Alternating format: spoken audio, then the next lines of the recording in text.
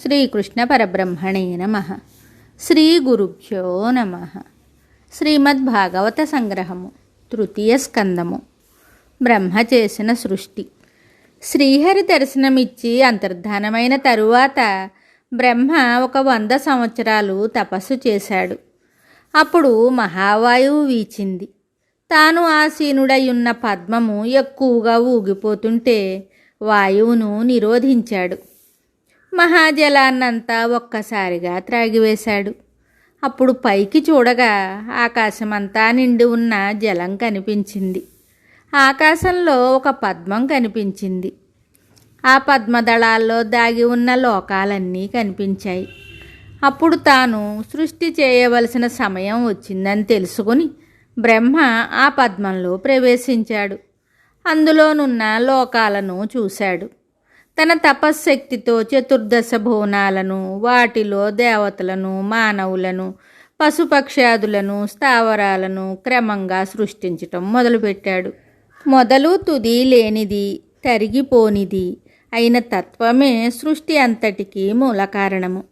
కాలము, మహత్తు, భూతాదులు తన్ను ఆశ్రయించగా ఈశ్వరుడు గుణాలను ధరించి కాలానికి, అవసరానికి తగిన రూపంలో వినోదానికై తన్ను తాను సృష్టించుకుంటాడు. సృష్టింపబడిన సమస్త లోకాల్లోనూ తాను వ్యాపించి ఉంటాడు. అతని యందే సమస్త లోకాలు ప్రకాశిస్తూ ఉంటాయి. విశ్వానికి కారణము, కార్యము తానే. ఆ పరమపురుషుని నుండి వ్యక్తమై ఈ విశ్వం విరాజిల్లుతుంది. ఆయన యొక్క మాయా ప్రభావం చేత ఈ విశ్వమంతా ఒక క్రమంలో పుట్టి పెరిగి నశిస్తుంది. ఈ విధంగానే పూర్వకాలంలో జరిగింది. భవిష్యకాలంలో కూడా ఇలాగే జరుగుతుంది. సృష్టి 9 వర్గాలుగా జరిగింది. మహత్తత్వము, ఇది ప్రకృతి నుండి వచ్చిన మొదటి సృష్టి. సత్వరజస్తమో గుణాల సమతులనం కాలముచే చెదరగొట్టబడగా ఈ మహత్తత్వం ఏర్పడుతుంది. అహంకారతత్వము, ఇది ప్రకృతి నుండి వచ్చిన రెండవ సృష్టి. దీని నుండి పంచభూతాలు, దశేంద్రియాలు, పంచతన్మాత్రలు, మనస్సు వచ్చాయి. ఇది ద్రవ్య జ్ఞాన క్రియాత్మకమైనటిది. భూత సృష్టి. పంచతన్మాత్రలు శబ్ద, స్పర్శ, రూప, రస, గంధాలు. ఇవి సూక్ష్మావస్థలో నుండే శక్తులు. ద్రవ్యాలైన పంచభూతాలతో చేరి ఉంటాయి. ఇంద్రియ సృష్టి. 5 జ్ఞానేంద్రియాలు, 5 కర్మేంద్రియాలు. దేవతా సృష్టి. ఇంద్రియాభిమానులైన దేవతల సృష్టి. దీనిని దేవసర్గము అంటారు. ఇది మనోమయమైన సాత్వికాహంకారము వలన కలుగుతుంది.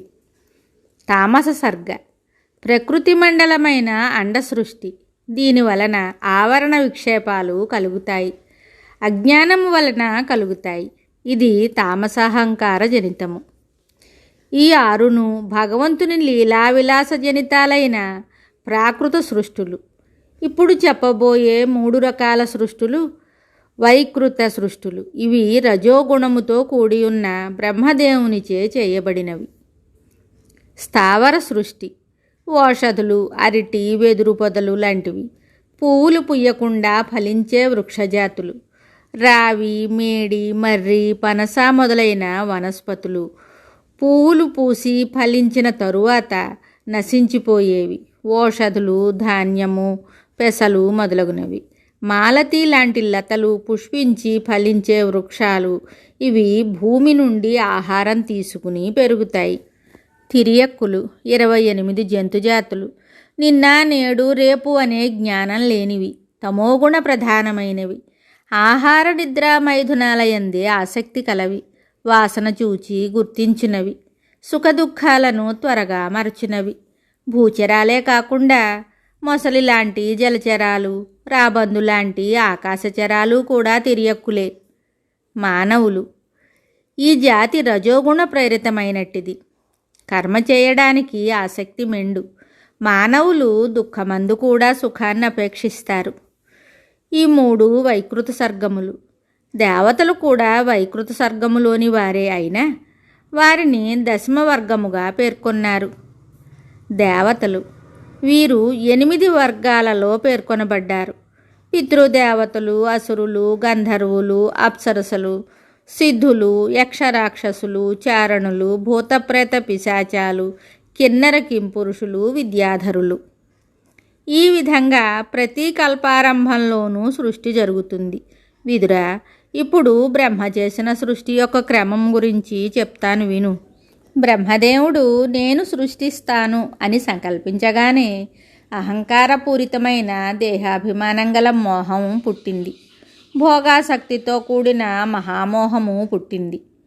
కోరికలకు విఘ్నం కలుగగానే కన్నులు కనిపించనీయని క్రోధం పుట్టింది. మృత్యు భయంతో కూడిన తామిశ్రము, అంధతామిశ్రము పుట్టాయి. వీటి వలన చిత్తవిభ్రమం కలుగుతుంది. వీటిని అవిద్యాపంచకం అంటారు. ఈ అవిద్యాపంచకంతో భూతకోటిని సృష్టించటం పాపకార్యమని గుర్తించి బ్రహ్మ పశ్చాత్తాపం చెందాడు. భగవద్ధ్యానం చేసి పునీతుడయ్యాడు. తరువాత సత్వగుణ సంపన్నులు, బ్రహ్మచారులు, పరమ పవిత్రులు అయిన 4 కుమారులను సనక, సనందన, సనాతన, సనత్కుమార అనేవారిని సృష్టించాడు. ప్రజోత్పత్తి చేయండి అని బ్రహ్మ వారిని ఆదేశించగా మోక్షకాములమై శ్రీహరినే ఆశ్రయిస్తాము కానీ సంసారులము కాజాలము అని వారు తిరస్కరించారు. బ్రహ్మకు పట్టలేనంత ఆగ్రహం వచ్చినా నిగ్రహించుకున్నాడు. ఆ ఆగ్రహం అతని భూర్కృటిలో కేంద్రీకృతమయ్యింది. అక్కడ క్రోధస్వరూపుడైన నీలలోహితుడు ఉద్భవించాడు.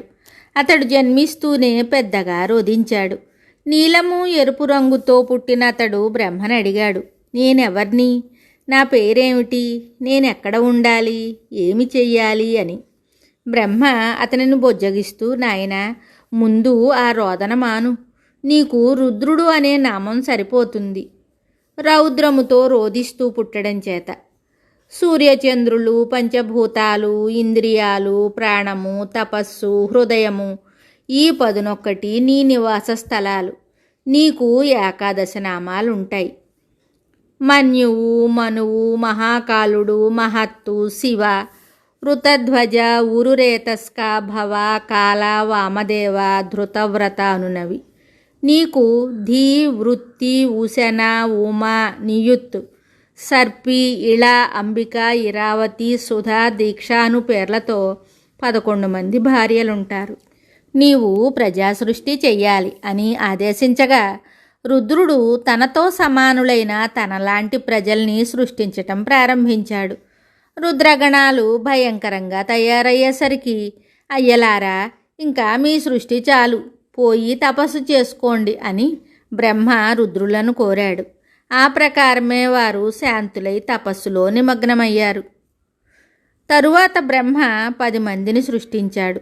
తన బొటన వ్రేలి నుండి దక్షుని, తొడ నుండి నారదుని, నాభి నుండి పులహుని, చెవుల నుండి పులస్త్యుని, చర్మము నుండి భృగువును, చేతి నుండి క్రతువును, ముఖము నుండి అంగిరసుని, ప్రాణము నుండి వశిష్ఠుని, మనస్సు నుండి మరీచిని, కన్నుల నుండి అత్రిని ఆవిర్భవింపచేశాడు.